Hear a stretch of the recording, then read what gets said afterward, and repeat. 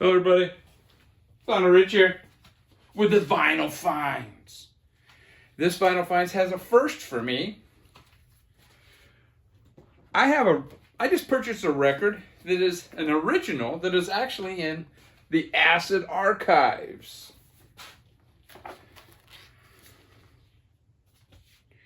Deerfield from Houston, Texas. I don't know if you're going to be able to see that. Doesn't much matter.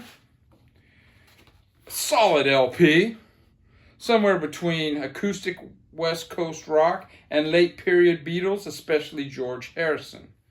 The songwriting is strong and reasonably ambitious, including a well-realized cack-like suite on part 2. Very cool, man. Deerfield.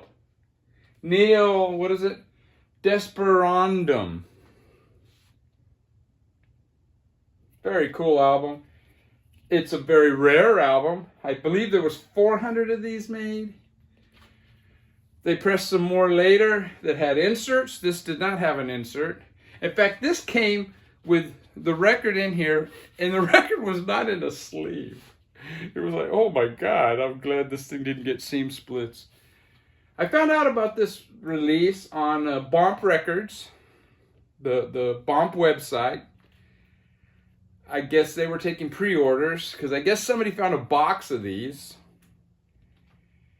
And Bomp wanted to know how many they could probably sell. You know, get a neighborhood of them. They, purchase that many from that. And they were asking 100. I went on Discogs, and there were 3 other sellers. It looked like 2 of them were the same seller, though. And they were different prices. I went ahead, he said it was a new record, and I bought the cheapest one. I got it for half the price of these new Steely Dans that are going to be coming out on Acoustic Sounds or whatever. That label where the guy told Mazzy to shut the fuck up. Really cool. The one song, Me Loving You, sounds like the Byrds live is what it sounds like. With it kind of has a country tinge. And I don't know if you've heard much Byrds stuff live. They're kind of rough around the edges, And yeah, that trilogy that starts off side 1, where they said it sounds like the Cack. I'm not sure. I don't have that their album, but yeah, it's really good, man. I think I prefer side 2, but yeah, very cool to have this. And they have a live album, and I went ahead and bought that one I ordered that one from Bomp. Bomp had a 10% off sale last weekend. It isn't here yet, so I'll show that on the next one. But yeah, this is what the labels look like. Flat Rock Records. And the live one, I was kind of reluctant at first, but they have it on YouTube. So I listened to it on YouTube, and it's just like a big long. It's a big long jam, man. It's really good. Now this is my second record here is I don't know if I said Deerfield came out in 1971. This record here, Vacant World by Jax, came out in 1968. It's considered one of Japan's most important records from the 60s era. They didn't do covers, which was kind of standard in Japan. They would, do a lot of covers of European or American songs. This band started out as a 3-piece. I don't recall the name. They added this jazz drummer, and I'm not going to attempt to pronounce his name or any of the other names in this band. And they took a turn, man. It's psych, it's surf, it's folk, and it has at times jazz influences in it. Really good album, dude. The singer, I like the singer. It's not a standard singing. it is all in Japanese, but it's really cool. And if you see the back of the cover, it's all Japanese. They have the song titles in Japanese, but then they do have the song titles in English. And that's the only other English, except for up here it says stereo, and down here it was mastered by one of these popular wankers that's, the audiophiles love. So it is a very good pressing, I must say. And it starts off with Mary Ann. Fucking it's a great 60s psych song, dude. Stop the Clock, Vacant World.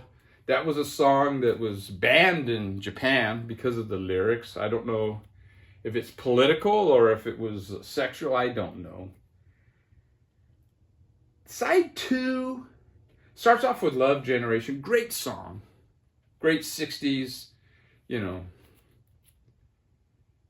But the last 3 songs, Where, it's kind of a little more mellow. Love is mellow. And then the 500 Miles from the Sky is very mellow too. It kind of ends on a mellow note. So for that reason, I do like side 1 better. But yeah, this is a really cool album. It's a reissue. They're saying this is the first official reissue of this in decades. And I guess I'll have to believe them. It came with this hint. There's a picture of the band. Pretty cool. That's a pretty cool picture. It came with this insert with writing in Japanese on one side and in English on this side. Very cool. Let's see. It might say here. I know it does. Kevin Gray or mastered and cut by Kevin Gray. Yeah, 2022. I knew it was one of those Kevin wankers. And it's on beautiful black vinyl in this very nice sleeve. Very cool, man. That actually, of all these records, I've listened to this one probably the most. This past week, I've listened to the Deerfield quite a bit because I just got it in. But yeah, those two are kind of in the traditional classic rock vein. These rest are, man, it's taking a left turn from here, man. And this one is, the band is called Psychedelic Horseshit, and it's Magic Flowers Droned. Now, I found out about this band from someone in the Peanut Gallery on Rachel's stream. It may have been 2 weeks ago. A guy named James. He's since then come on to her stream. Very soft-spoken, really nice guy. Not what you would expect from this, man.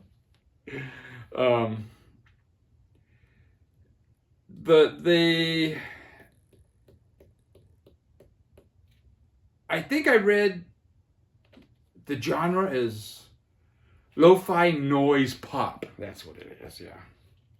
And this is it's a mess of an album. Let's put it this way. Most normal people would not want to hear this. I think it's fantastic. Well, I like it. Just put it that way. The whole record is on YouTube. You can buy it on Discogs relatively cheap. I think this is a reissue. It originally came out in 2009, I think. This is a more recent reissue, I believe. And it was sealed when I got it. This ringware and all that is part of the design of the cover. These guys are pretty cheeky bastards, man. It even has dirty fingerprints on the back. Some of the songs kind of sound normal. Like the last song on the side 2, it has this bass line, and it almost has like a country feel, but they play these jagged guitars, and then there's this another one that's playing this other completely different thing, and then there's clanking on pots and pans, and some electronic stuff mixed in. And then the guy with his deadpan vocals over the top. And yeah, it works. It's a chaotic mess. They kind of remind me of some of the bands that I would go see, like in the early 80s. It kind of reminds me of that Pussy Galore album, cassette-only release that they did of Exile on Main Street. You know, really lo-fi stuff. And it's on black vinyl. And this is what it... Shit Breeze, it says on this side. And this just lists all the songs. And I did get an EP of theirs. And it's called Shitgaze Anthems. And I think that's what they refer to their music as shitgaze. And it's pretty funny, man. And these are cheap. Like I said, they're cheeky bastards. I mean, look at this cover. It's, you know, got the picture. It's a two guys outfit as far as I can tell. I've watched some live stuff and they're doing a lot more electronics, it seems like, on the live stuff. Then you can hear guitars are pretty prominent on the records. And if you look at this record here, you know, this was probably pasted on. This is pasted onto this other record, and then they covered the corporate, you know, logos. And then you got this part over here. I don't know if you recognize it, but if I turn it this way, that's the edge of Sergeant Pepper, man. That's pretty cheeky, dude. Yeah, this one here, I don't know if I like it more. It's shorter. So I would start with this if you're interested in some out there music that's not your standard fare. Yeah, this is pretty good, man. And it even has one song that's kind of normal and kind of country leaning. I don't know, it's not country, but I don't know, folksy. And this is what these labels look like. And this one also came out originally in 2009. Very cool. Now this next one is a band I found out from Michael Pilmer. He made a video on this record. And I'm going to leave a link to that video. It's pretty amazing. And I guess it's a member of Sockeye. And he has a new band or a side project. And the name of the band, I believe, is 100 Story Building, Drowning in Cum. And the name of the album is Elderly Juvenile Delinquents on Parade. And I actually posed for this cover. I don't know if you can tell. And there's the building, Drowning in Cum. This is probably, of all these, this is the one I've listened to the least. It just came in. This is the standard cover, but it was only a few hundred were made. Michael got 5 or 6 different versions of this, and they're all like, he's got this one, and then all the other ones are like handmade, or even, you know, they took different albums and hand painted stuff and glued stuff on. It's pretty amazing. Like one of them is kind of an orange, and then this graphic here is just glued onto the front. I haven't never listened to any Sockeye. I never even heard of Sockeye until I started watching Michael Pilmer videos. So I'm going to check them out, because if it's anything like this, I'll probably like them, man. Oh, it's got a ding right here. I'm going to return it. But yeah, this is pretty off the wall. It's not as off the wall as that, as this one. And I was going to mention, Portals, I think, is the song that they played on Rachel's stream. And what sold me, I mean, it starts out clanging, but then when the guitar solo comes in, what a mess. And that's what sold me on them. These guys, it's not quite as chaotic as that, but yeah, this is really cool. Can't find much information on this band because I guess it's a new band. But yeah, really cool. Michael Pilmer played a couple of clips, so you can get an idea what they sound like from him. And I think he played That Fucking Dog and Deep Purple Dad. But yeah, really cool album, man. And yeah, this is my quirky Vinyl Finds lyrics. And you got a picture of the band. not what you would think. And that's what the labels look like on black vinyl. And finally, this album came in. I ordered this a while ago on Total Punk Records. And it's the Curleys. I ordered it from Bandcamp, so I've been listening to this, the digital file of it. When I go on the treadmill, I've been listening to this, and this is a trip, dude. It's if you listen to the actual music, it's like sped up punk, hardcore punk, but played in a really sloppy fashion. The singer, you can't understand a word he's saying. He sounds like a kid at times. And for some reason, I didn't take this one out.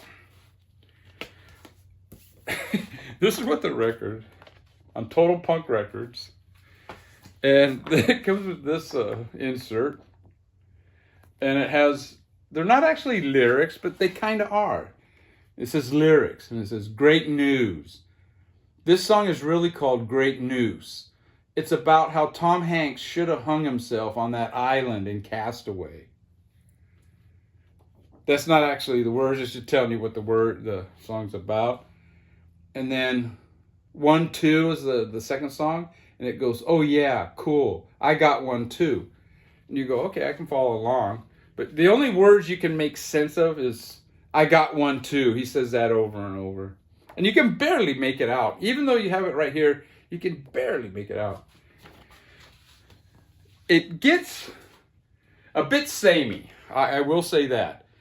I mean, the 1, 2, it's got this cool beat, you know. It's only the second song, you're into it. And then it's What I Like is the second song. And it's like, holy crap. At first I thought it was like the second song, you know, they took a break and then they went back playing it. It almost sounds the same, dude. But yeah, pretty wild. You can check this out on Bandcamp, man. This is definitely not for everybody, but most of this stuff isn't, huh? Oh, well, take care, everybody. Take care.